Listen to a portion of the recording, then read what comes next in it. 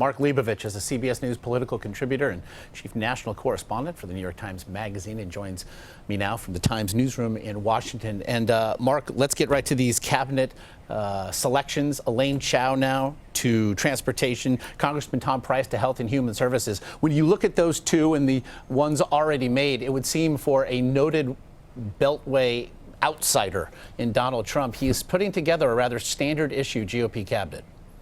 Yeah, these are certainly insiders. I mean, Elaine Chao is not only is she married to Mitch McConnell, the Senate Majority Leader, she is the former Secretary of Labor under President Bush.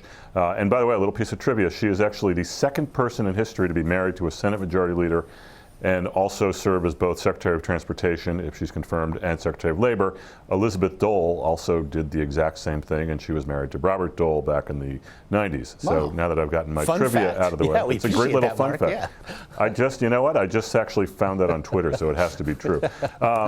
And Tom Price, obviously, yeah, he's a member of Congress. I think this certainly signals that Donald Trump is very serious about dismantling the Affordable Care Act. Tom Price has been very outspoken about that. He certainly knows the law. And but yes, it's going to it sounds like it will flow from within the system, and these are people who know the system well and who have operated within it. Well, then I do wonder how this will inform his search yet completed for a Secretary of State. Tonight he will be sitting down to dinner, we're told, with Mitt Romney. His candidacy was savaged over the long Thanksgiving weekend by folks such as Kellyanne Conway. It would appear that that savaging was not met with any resistance by the president-elect. So what do you think's going on here?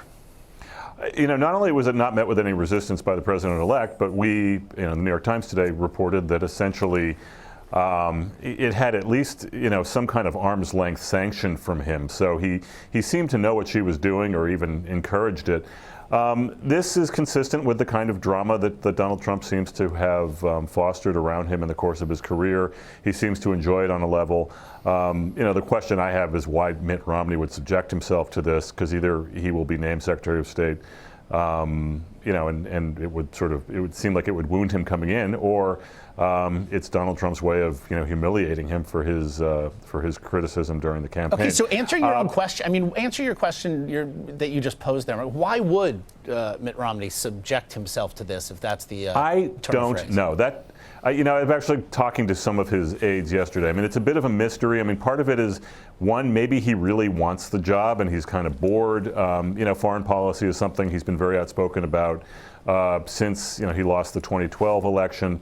It's the one cabinet job, probably more than any other, as Hillary Clinton sort of showed in 2008, that you can really sort of make your own imprint. You can work somewhat independently and enact your own vision. And I think probably one of the things that he and President-elect Trump are talking about is how much autonomy he would have, how the two of them would work together, if much at all. And maybe he really thinks he can get the job and would like the job. To me, it's still a bit of a mystery given what, all the water that's been under the bridge over the last several months, but we'll see.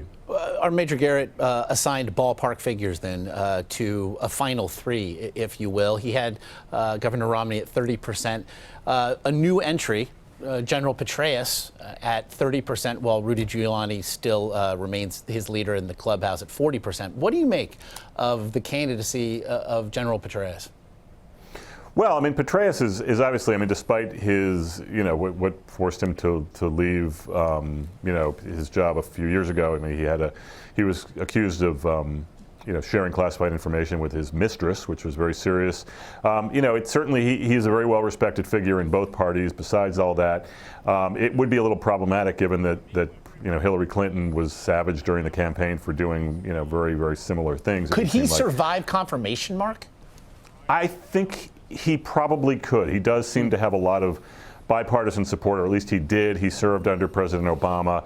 John McCain's a big supporter of his. He has relationships on the Hill. He worked very hard to foster them when he was in office. So I think he would probably be a pretty safe bet for confirmation. Unless there's other stuff that we don't know about. I think issues would be raised around, the classified information, but I think that he could probably get through it, probably more so than Giuliani could.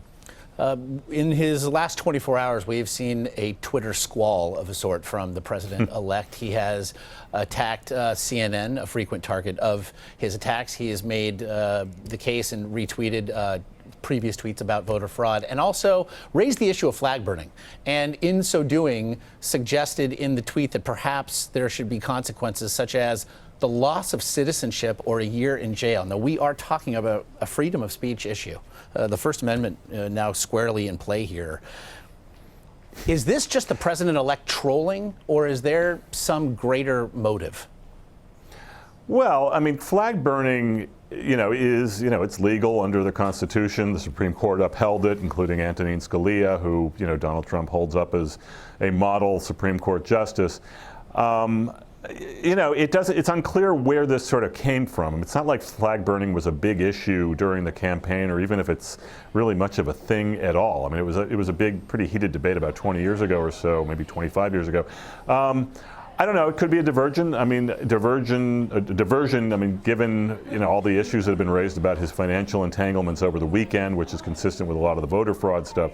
But yeah, I mean, I've sort of not only have I given up trying to read the motives of Donald Trump on his Twitter feed, but me and many other members of the media have been wrong before. So I probably should step back on that. But yeah, it's certainly curious, and I'll be curious to see if it continues once he's in office. I'll get you out of here on this one then. It's also now created a separate debate in the social media sphere as to whether or not the media collectively should just ignore his tweets and focus on stories such as the one that appeared in the New York Times over the weekend. I just had Aaron Blake on from the Washington Post, who says we simply can't do that. We cannot let go our collective responsibility. Is it your sense, though, in his inner circle, that someone has sat down with him and made the point in the end that words matter more now, and that perhaps he needs to step away?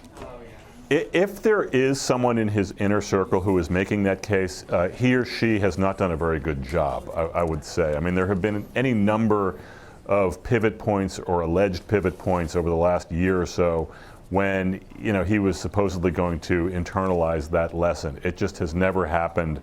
I think, as we've heard over and over and over again, he's going to do what he wants. Kellyanne Conway herself kept reiterating yesterday, it's one man's decision and we will respect that.